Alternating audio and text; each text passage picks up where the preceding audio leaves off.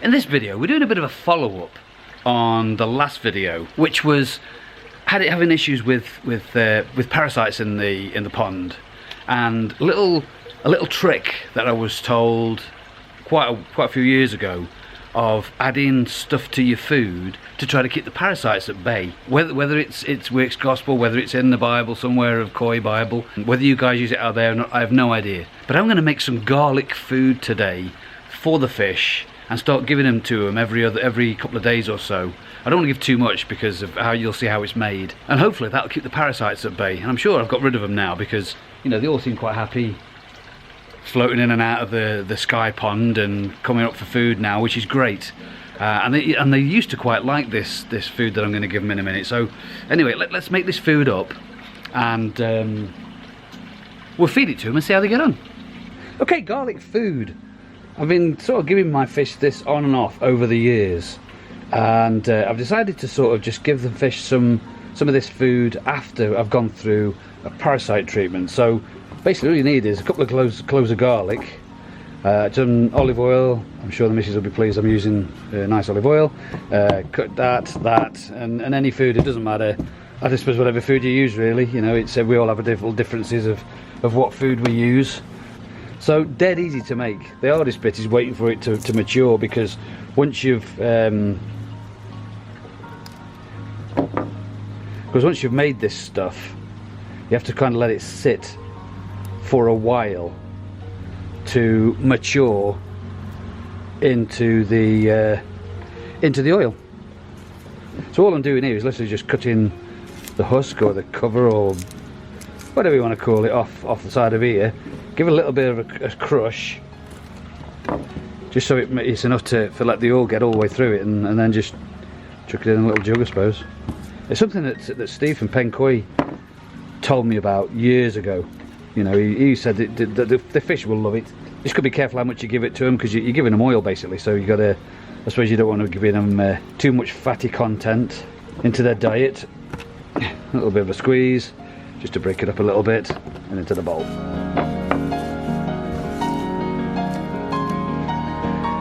So I've got like 2 or 3 cloves in there, and again, you don't have to use a lot of this because you don't put a lot with your food. But you don't use a lot at all. You see them in when I put it together. But yeah, just sort of glug some. And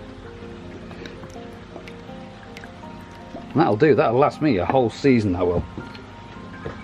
Unless you've got a massive pond with hundreds of fish, then you know you're talking something like that. How much you got in there? 100 ml. 100 ml at least is just under. And then really it's just a case of putting this in like an old water bottle or something, and just waiting for it to mature. As the garlic sort of infuses into the oil, and the oil blah blah blah, and vice versa, it makes this lovely garlic oil that you could just eat yourself.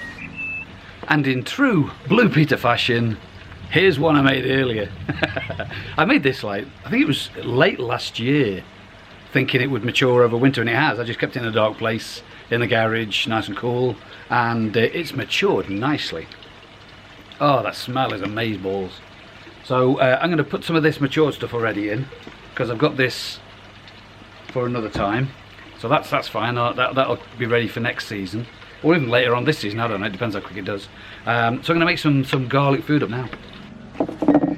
I usually just mix up a little batch, to be honest, of garlic food, because I know that's sort of 1 feed, that's 2 feeds, that's around about a 3rd feed. So I've got sort of three feeds in here now, and I put a little bit of this stuff in, just a tinsy little drop, just steady, steady, steady. That much is plenty.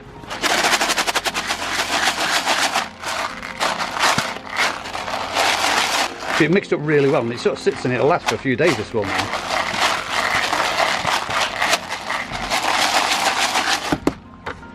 So I'm going to give them some of this now, because they're obviously out looking food. They've probably heard the shaky that I usually do when I'm out and about. So I'm going to drop some in now and just see how they get on with this, because like I said, I've got 3 feeds this. I probably will do 1 now, maybe 1 tomorrow morning or tomorrow afternoon, and then leave it a couple of days and do another one. Because like I say, you don't want to feed them too much of this olive oil stuff, because I don't know whether it would maybe give them like a fatty liver or something. I don't know. Anyway, let's drop some of this in, see how they like it.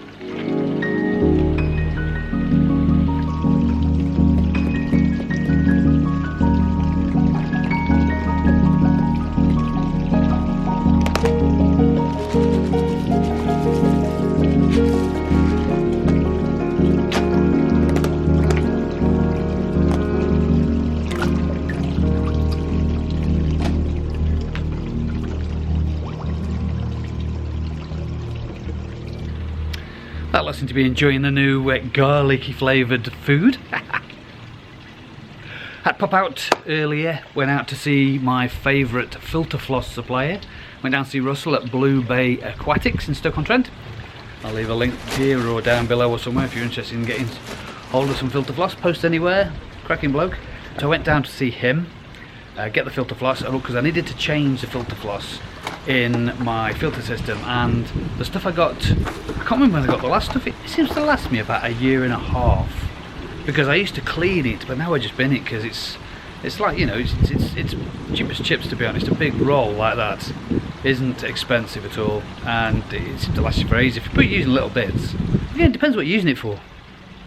I'm just going to give my bottom drain a purge, because what I'm finding is, since I did the blanket weed treatment and the usual stuff, it kills all the blanket weed, always gone, not come back at all, but it also kills off the sides of the pond as well, and leaves this sort of gooey black stuff that one year I tried to take off, and since I've done this and I've mentioned I've got the black stuff on the pond, people are saying, "Hey, just take all your fish out and put them in a pond somewhere and dig it all off the side." No, bad idea, to be honest. I found it's better to just leave it there and just let it get on with itself, because you find that the fish knock it off the sides anyway, and then it lands in the filters, which is where I want it to be. If I purge the bottom drain and stick my little GoPro down like I've done in the past, you'll be able to see here all the chunks of the stuff off the side of the pond flowing out from the bottom drain, because it just goes in. It's quite heavy, it sits in the bottom drain, which is not the best place for it to be. It needs to be sort of in my filter system. So if I just sort of close off the bottom drain and then give it an inch and then pull it back up, it draws that little bit through.